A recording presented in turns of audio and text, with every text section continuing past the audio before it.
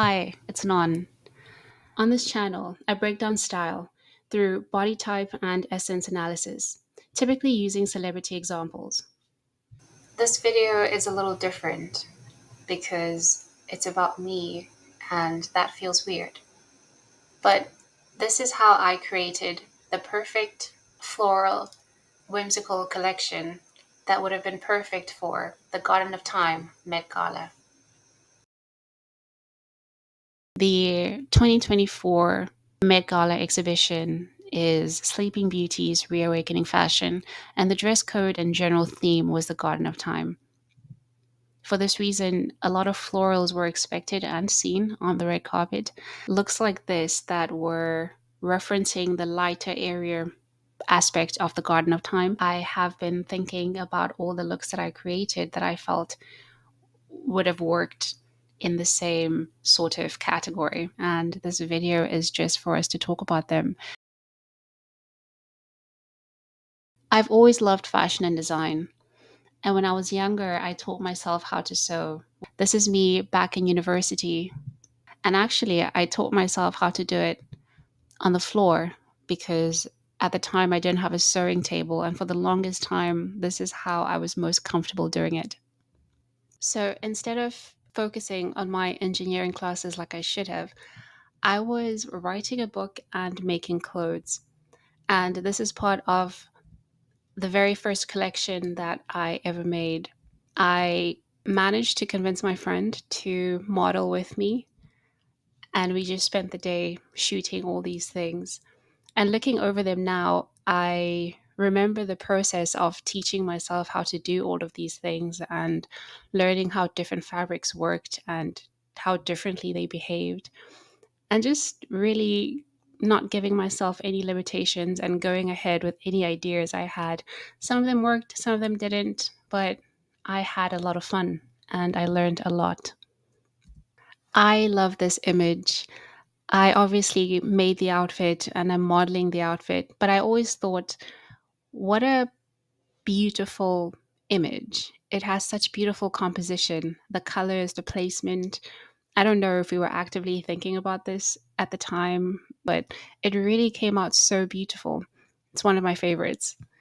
And of course, when I look back over this time, it's easy to feel like we were doing this serious thing then. But at the time, I really was just having fun with my friends.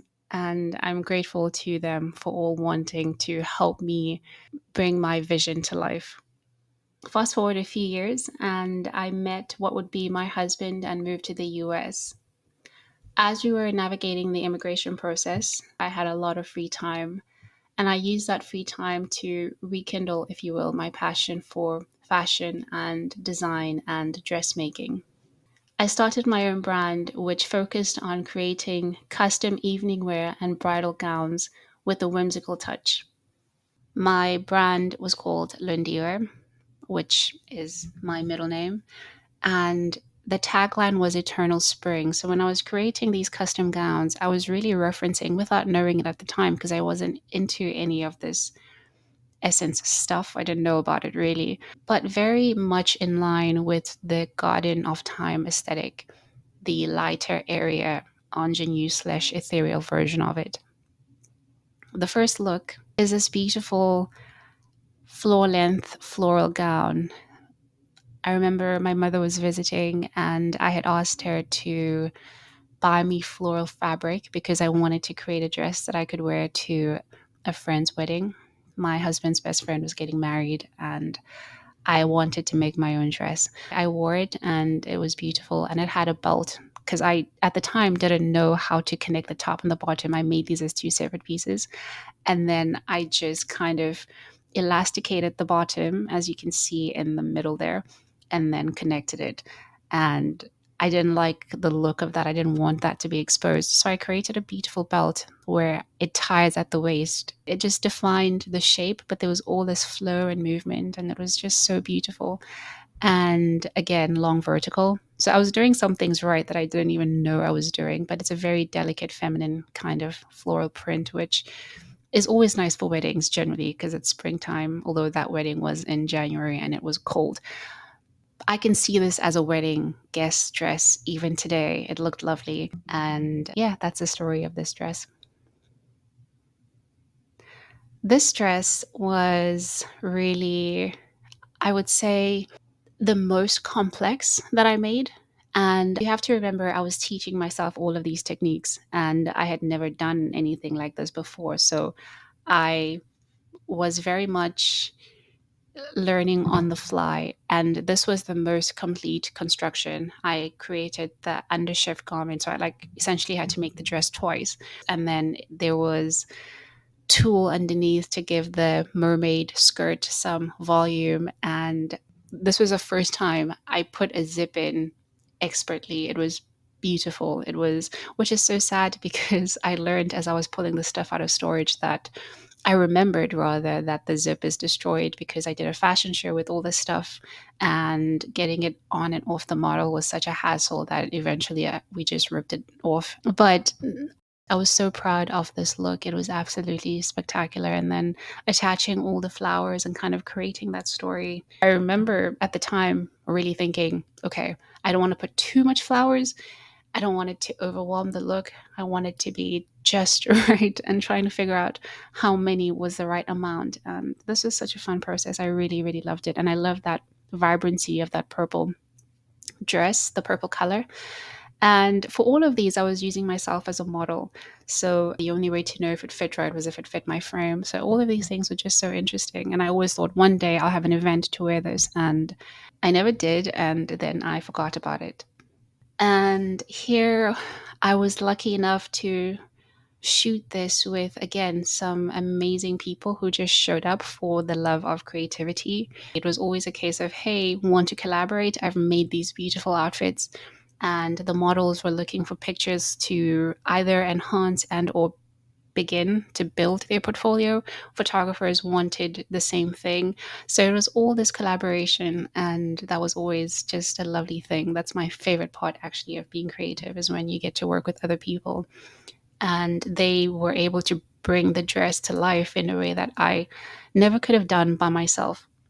So I think this is absolutely beautiful. The one photographer we worked with here, he had this collection of props and was able to utilize this floral headpiece and it worked really well without overwhelming the florals of the dress itself. It was lovely. And this is one of my favorite shots of this dress, particularly this one in the middle. This next look began as an idea.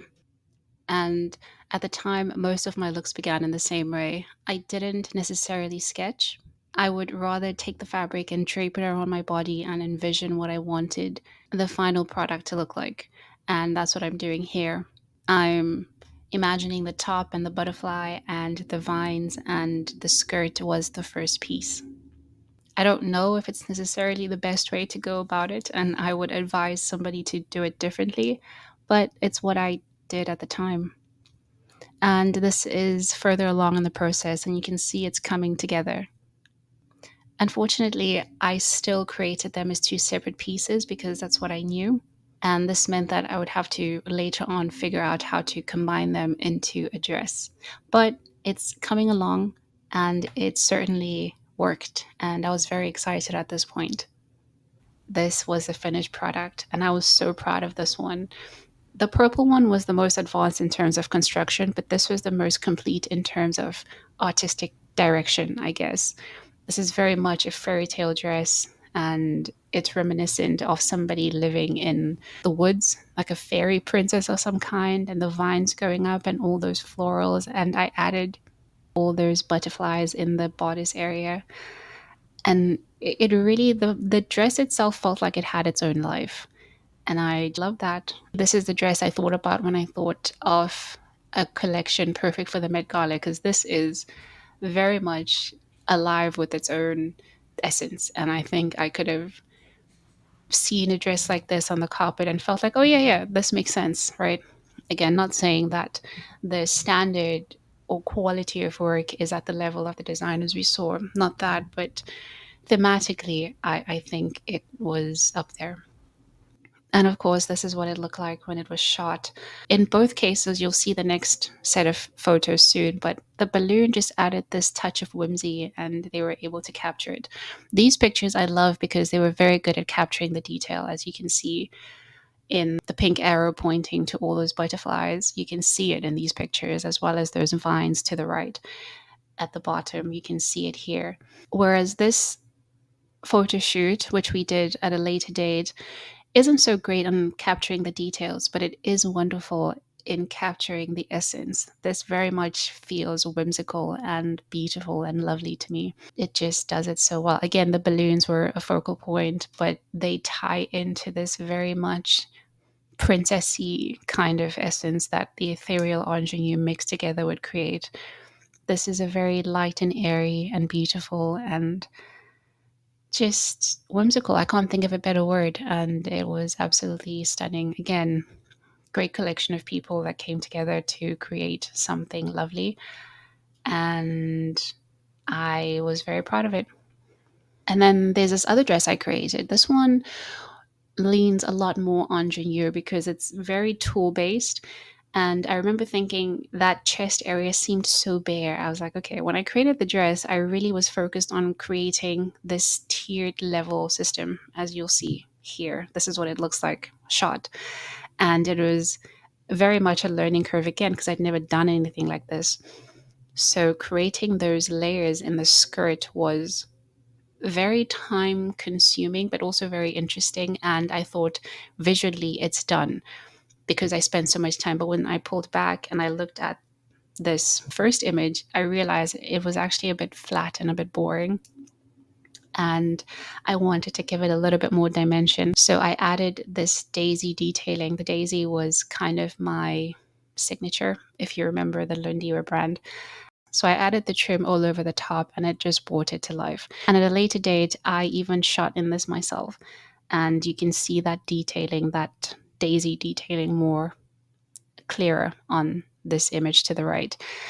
And looking at it now, it's a cute picture, of course, but I definitely see the disconnect between myself and this dress because I don't have that ingenue essence. It's just, it's better because this is a picture where I'm smiling, I look happy, and it's kind of coming at me from the side. So you capture just joy and youthfulness. So it works. But if this was a full on frontal picture of me, it would be a lot clearer to see that there's no real harmony between myself and this kind of styling.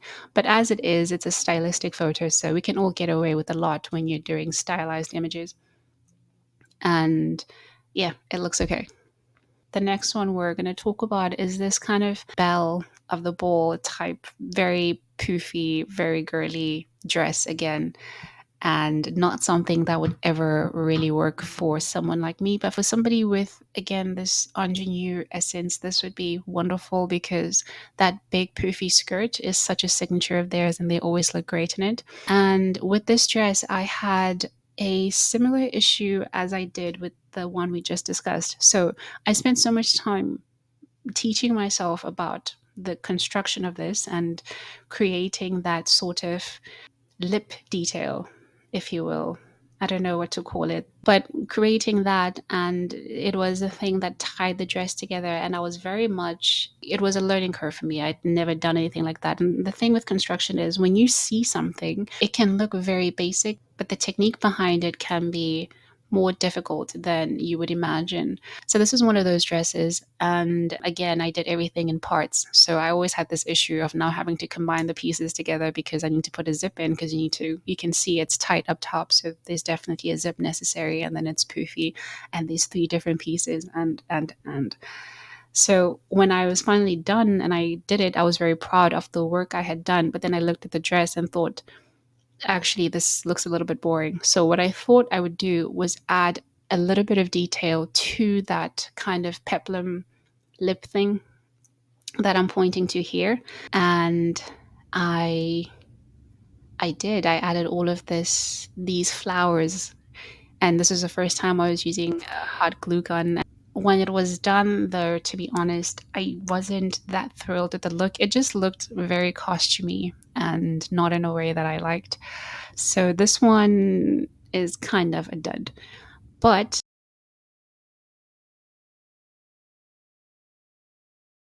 And then I created this dress to the left with the gold and the purple. And this was a year before Zendaya wore this dress that she has to the right.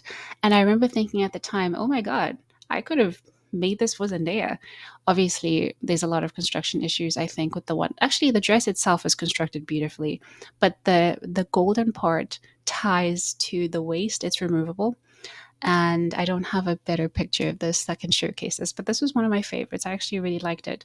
That part is not constructed as well as I could have done it, and that kind of takes the standard of the dress down. But otherwise, it was actually a really lovely look, and one I actually wanted to wear somewhere too, and I didn't. But I always thought that was interesting. I saw Zendaya's look, and it kind of gave me a pep in my step, and I thought, hey, she gets it. She gets it.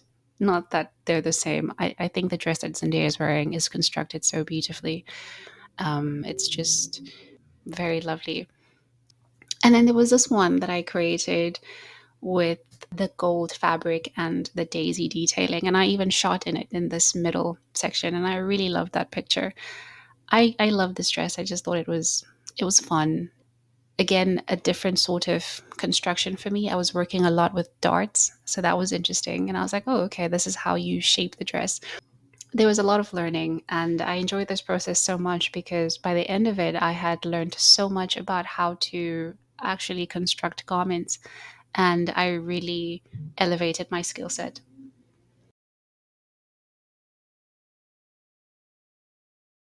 I had such a great time. That's me in the background. I was the designer, but also the stylist, and we were all doing so much. It was such a lovely time.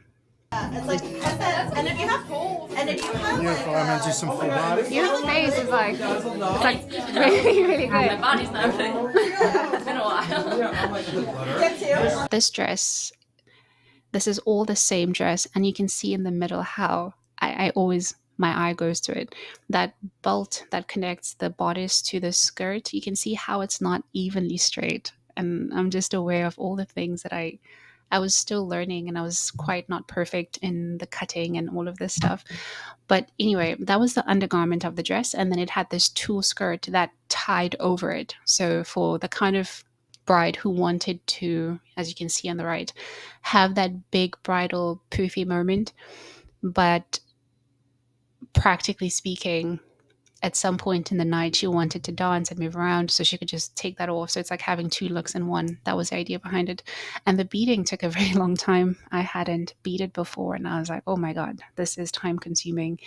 And it just really gave me an appreciation for, again, construction and seeing these elements in dresses and knowing the effort that goes behind them. I forever am changed by the experience of creating this collection. And it was so much fun. And this is one of my favorite pictures of this. I just think how stunning. The photographer I worked with here really had good understanding of lighting, and he was just great. And these are some of the pictures that stand out to me. It's just so fun to have been able to create these moments with these people. And this dress had all of this little bit of detailing. This brings it in back to that whimsical aspect. It had all these little white, light pink, and this is the arrow shows you probably the darkest pink dot. So it was just, it felt like it was floating away. It felt like a whimsical touch to the dress, but I wanted to do something that wouldn't take attention away from the beading up top. So I started very low on the tulle skirt, and it was done very sparingly. It was one of my favorite touches. I thought it was sweet. It made the dress sweet. And then, of course, there was this one for a bride who was trendy, I guess, who wanted a crop top for her wedding dress. And you can see that detailing again at the midriff area, that motif that I was my signature, the daisy. I loved it. It tied it all together. And the skirt was mermaid. And yeah, this was also one of my favorite looks. It was just fun. I didn't have in mind a bride who would want to get dressed in something like this, but I figured somebody would. And I remember when we shot with this model here, she loved the dress, but seeing it on somebody else and thinking, oh, actually, this looks really good on you. And it doesn't look silly or childish. Not that she has the ingenue essence either, but In this dress, it's very minimal, the daisy detail. And essence wise, I feel like this dress could really cover a lot of bases. But anyway, the point is seeing it on somebody and seeing them work it in a way that I hadn't imagined was really good for me. And it was like, oh, this is actually a dress that somebody could have worn and really gotten married in. And it just made it fun, but not silly. That was rewarding. And this is also a dress that I shot in, and I really enjoyed these pictures. They're some of my favorites. It was quite a while after I created it, and I remember really struggling to get into that skirt, but it was it was really fun. This look was inspired by two separate looks. The first is the lace dress seen up top, a simple dress that I used to wear in my real life. And the second is the skirt that I was actually making for a different look altogether, but it simply didn't work. So I had the idea to combine the two to create a sort of whimsical mermaid gown. And so I did, and I was absolutely thrilled with the result. Then, of course, these pictures are some of my favorites. They're all my favorites to an extent, but I loved how these came out. I love the model who wore it. These are two different models at different times, but the one where you can see the full dress, it really fit her like a glove because this dress is for somebody who has that curve, and she definitely had it, and she just looked wonderful. And the details of it as well were fun to work with. I remember I had to add a final layer of tulle over that golden spectacle detail because it was a bit too bright. And that layer of tulle just kind of calmed it down and toned it down and made it whimsical, but not too in your face, I guess. And then there's this golden detailing that I created a belt that cinches at the waist for somebody, which was optional. You could either have it or not have it, but where it tied, I added these gold buttons to just create those extra details because I love detailing that makes something special and unique. And yeah, my final look was a kimono dress. I was thinking, what about the bride who is not traditional? Well, unless you are Japanese, in which case then a kimono would be traditional. But somebody who values ease and isn't into any of the frilly stuff or that overly ornate stuff, and just something that would be beautiful but elegant, yet not, I don't know. But this is what I came up with, and I really enjoyed it. I think I didn't get the correct proportions for the bust area on this, and it was something I got to think about because the two models had very different bust sizes. I mean, it did work, but we had to really maneuver the dress. I think it worked better for the model to the left because she had a smaller bust, and it became apparent to me when the model to the right with the bigger bust was like she needed a little bit more accommodation. So just a thing to think about. But again, it worked on me. So I was creating the dresses. I was using myself as a model. So that's not really a fair criticism because I wasn't necessarily making these dresses for these people, but it just became something I had to accommodate on the days of shooting. But I liked it, and here the extra detailing was this trim where I added all of this beading, and it gave the dress a weight and a texture, and it made it interesting. And at a later date I added additional beading, if you can see to the right, over by the arm area and a little bit at the bottom, which I don't know if I like it more with or without that. But I enjoyed this look a lot. And finally, I don't know, in my mind, I'm like, maybe some of these people that I worked with to create these things will come across this video someday. Who knows? I just really was reminded how grateful I am to all of them for helping me to make my visions in my head a beautiful reality that we could then present out, because it's one thing to create a beautiful thing, but there's also the need for you to package it properly. And they really helped me to do that. And I was reminiscing over that time of my life, and I am grateful to them for being a part of it. So, what happened next? I decided to start a swimwear line. And when I was younger, actually, this is always the thing that I wanted to do. And Lundira gave me a chance to do that. I stuck to my daisy motif because I really enjoyed it. It really beautifully captured the summertime and the springtime, just when the sun comes out, which is great for a swimwear line. And I created all of these pieces, and to this day, I'm in love with them. I think I created a 10-piece collection, which included bikinis, but also the cover ups. And here you can see it clearer too. I worked with somebody who was interested in modeling these for me. Again, just really lovely people. You can see to the right, there's the white one piece with the daisies and then the cover up. And to the left, she's wearing the two-piece set. And there's also, I did one in white and another one in black. So I worked with three colors, which simplified the palette, but also simplified the work I was doing and really solidified the collection. And you can see to the left over there, the one pieces. I love these. They were just simple and basic and nothing extravagant, but the detailing again is always what makes something special. So I love the loops that connected the top to the bottom. And then I had these little ties that had the daisy detailing again, which just was that touch of fun and whimsy. And I love those a lot. So I made one in the yellow and the white and the black, and the white was the only one that had all the daisies all over it.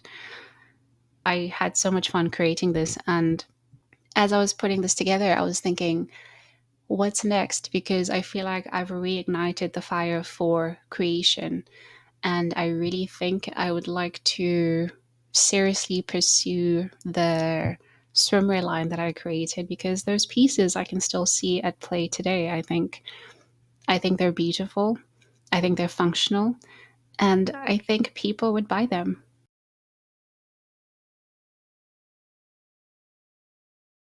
This was a fun trip down memory lane. Thank you for sticking around, and I hope you enjoyed it too. Thank you so much for watching till the end. I hope this video was helpful to you. If you like the content that I'm creating, or if you want to discuss anything I touched on in the video, please do so. Leave me a comment. Also, like the video and, of course, subscribe and turn on those notifications. I'll see you on the next one.